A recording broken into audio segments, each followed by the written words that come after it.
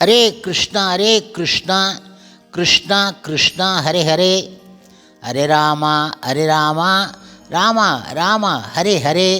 குட்டி கதைகள் 364.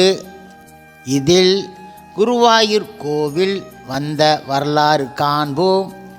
முன்பு ஒரு சமயம் குருவாயூரில் உள்ள சிலை வடிவ விக்கிரகம் சீமன் நாராயணனின் சுய ரூபம்தான் எனவும், நாராயணரே அந்த விக்கிரகத்தை முதலில் பூஜித்து வந்ததாக தாத்ரேயர் கூறினார்.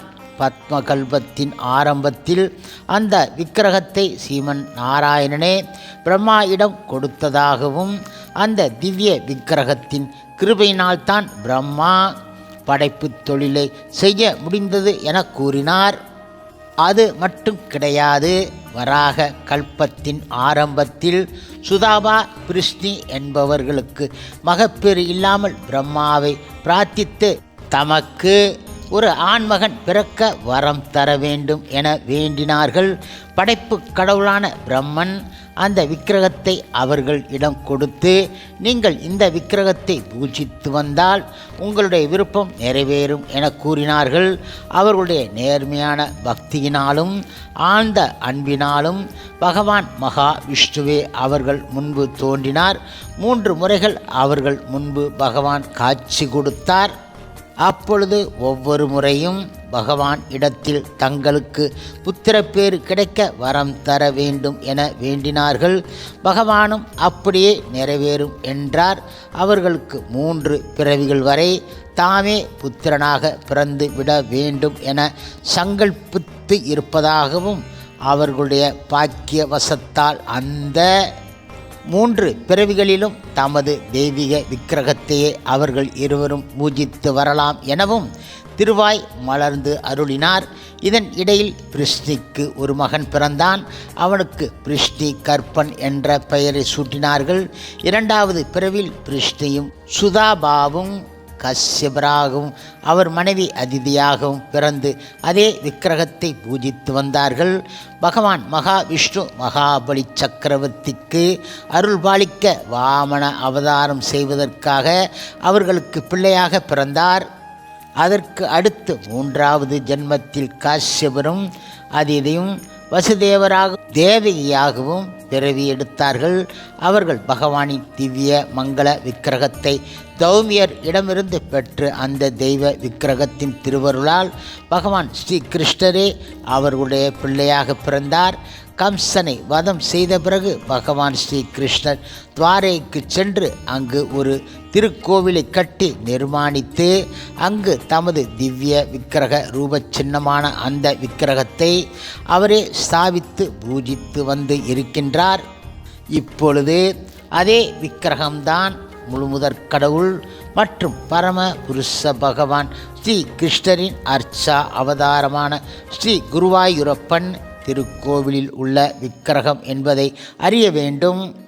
பகவான் ஸ்ரீ கிருஷ்ணருக்கு அவருடைய அவதார காரியங்கள் எல்லாம் முடிந்து அவர் சொர்க்கரோகணம் செய்யும்போது, அதாவது வைகுண்டத்திற்கு செல்வதற்கு சற்று முன்பாக, பகவான் ஸ்ரீ கிருஷ்ணர் தமது அந்தரங்க சீடனும் அரிய பக்தனுமான உத்தவ முனிவன் இடத்தில் தமது அவதார காரியங்கள் யாவும் முடிந்துவிட்டன எனவும் விரைவில் வைகுண்டத்திற்கு சென்று விடப் போவதாகவும் கூறினார்.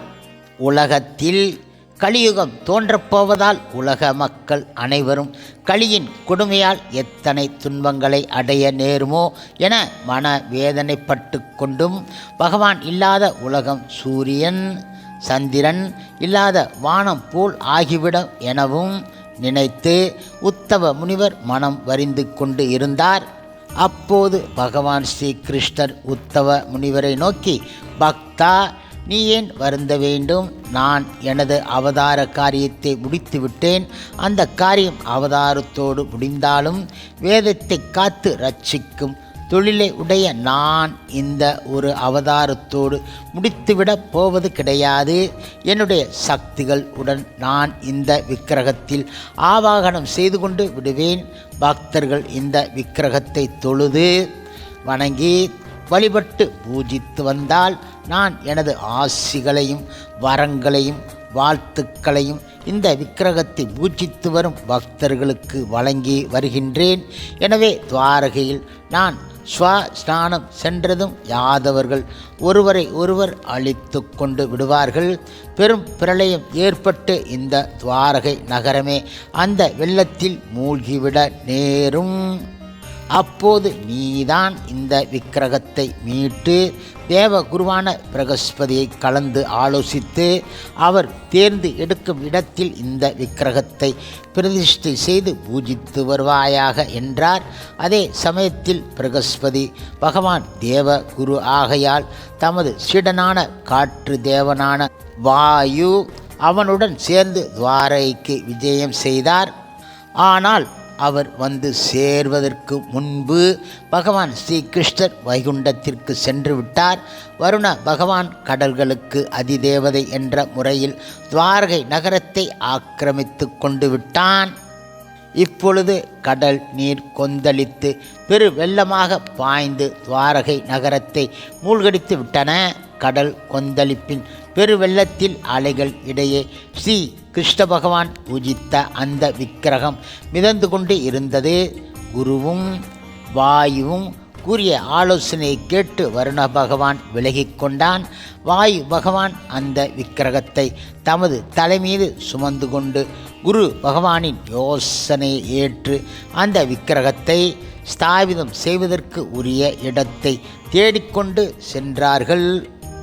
அவர்கள் வட நாடெங்கும் உள்ள குரு, பாஞ்சாலம், கோசி, கோசலம், விதேகம், மகதம், அங்கம், வங்கம் முதலிய தேசங்களுக்கு எல்லாம் சென்று அலைந்து திரிந்துவிட்டு ஆந்திர தேசத்தையும் சோழ தேசத்தையும் கடந்து அந்த விக்கிரகத்தை ஸ்தாபிப்பதற்குரிய இடத்தை தேடிக்கொண்டு இருந்தார்கள். கடைசியாக அவர்கள் கேரள தேசத்தின் வழியாக போகும்போது பாலக்காட்டு கணவாயின் வழியாக கேரள ராஜ்யத்தை அடைந்தார்கள். இப்படியாக இருக்கும் அந்த சமயத்தில் ஒரு பக்கத்தில் சிவபெருமானும் பார்வதியுமாக எழுந்திருந்து தாம் தேடிக்கொண்டு இருந்த புனிதமான இடத்தை அடைந்து விட்டோம் என்ற பெரு மகிழ்ச்சியை கொடுத்தது. அந்த தாமரை தடாகம்தான் இன்று குருவாயூரில் உள்ள ருத்ர தீர்த்தமாகும். அந்த குளக்கரையில் ஸ்ரீ சேதனர்களுக்கு சிவபெருமான் ருத்ர கீதை உபதேசம் செய்தார். அப்போது சிவபெருமான் தேவகுரு, வாயு, பரசுராமர் ஆகிய மூவரையும் நோக்கி இந்த இடம்தான் சீமன் நாராயணரின் விக்கிரகத்தை பிரதிஷ்டை செய்வதற்குரிய இடமாக நெடுங்காலத்துக்கு முன்னமே நிச்சயிக்கப்பட்டு விட்டது. நான் இந்த தடாகத்தின் மறு கரையில் உள்ள மம்யூர் என்ற இடத்தில் எழுந்து அருளி இருக்கின்றேன் என்றார் அவர். பிறகு இன்றைய குருவாயூர் திருக்கோவிலில் உள்ள கிணற்று நீரை எடுத்து அந்த விக்கிரகத்தின் மீது தெளித்து சிவபெருமான் குருவையும் வாயுவையும் நோக்கி, நீங்கள் இருவருமாக சேர்ந்து இந்த விக்கிரகத்தை பிரதிஷ்டை செய்யுங்கள். இந்த திருக்கோவிலை ஸ்தாபிதம் செய்பவர்களே நீங்கள் இருவரும் தான். ஆகையால் இந்த புனித ஸ்தலத்திற்கு குருவாயூர் புரம் என்ற சிறப்பு பெயர் வழங்கப்பெறும் என ஆசீர்வதித்தார்.